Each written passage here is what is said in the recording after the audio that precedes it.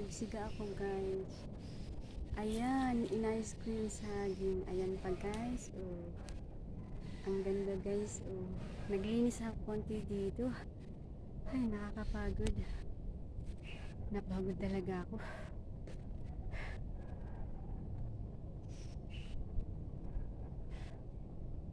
Ayan, tanggalin natin yung lamok. Ayan, tanggalin natin ang lamok. Ang daming lamok dito. Ang daming lamok dito guys. Magandang hapon sa inyong lahat. Magandang hapon sa inyong lahat guys. Ayan, ayusin natin yung siga natin. Ayusin natin. Ayos pa.